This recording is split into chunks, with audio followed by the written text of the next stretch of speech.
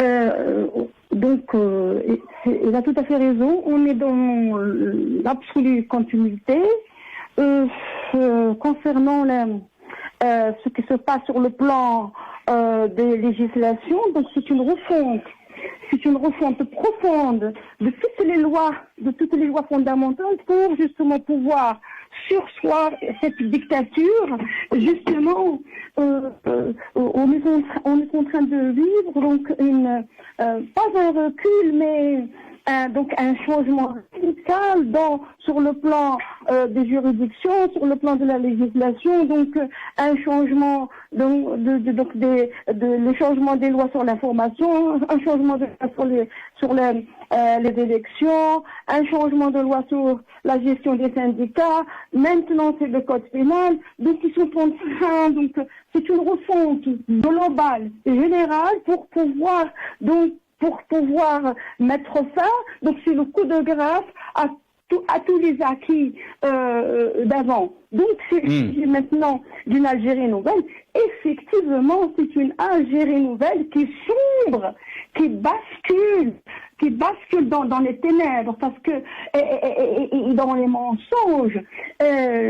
Regardez ce qui se passe actuellement. Moi, je ne peux pas ne pas le rappeler par rapport aux réalisations, parce que pour ceux qui considèrent que l'Algérie est en train d'avancer sur le plan social, c'est vraiment un véritable leurre. Regardez, il n'y a aucun investissement réel dans les services généraux, dans les services publics. Par contre, il y a une dilapidation, il y a une spoliation de l'argent, des deniers de l'État. Donc, regardez, on n'investit pas dans l'éducation, on n'investit pas dans le secteur de la santé qui est de plus en plus délabré, désintégré.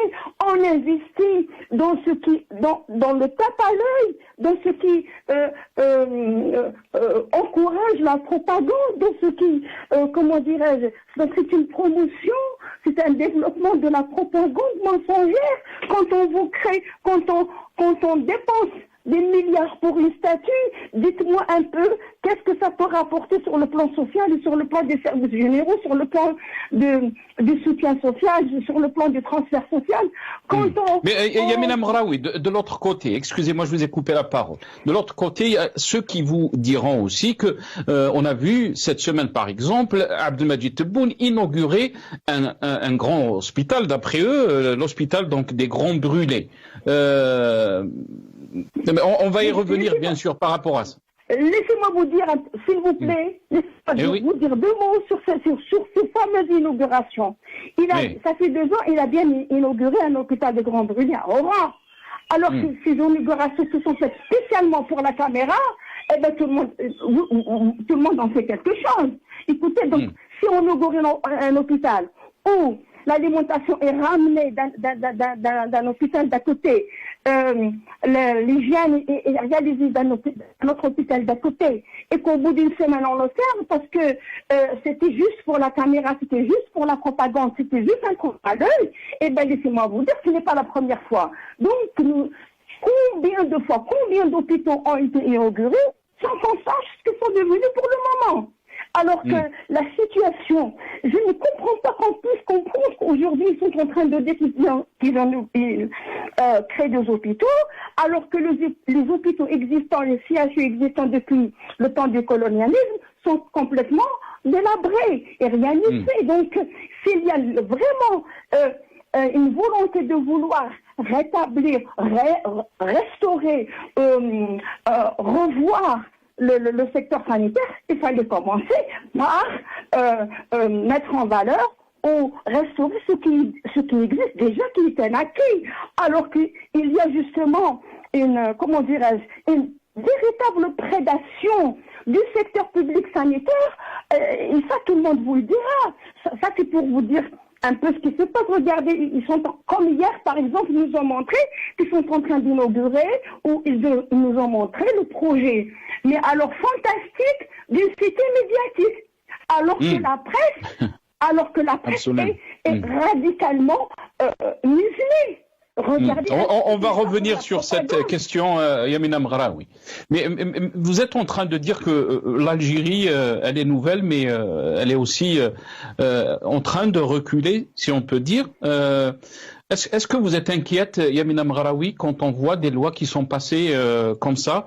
On a parlé de la loi syndicale et bien sûr on vous a entendu quand on avait parlé de ce sujet, mais aussi la loi sur l'information, cette fois-ci la loi donc par rapport au code pénal.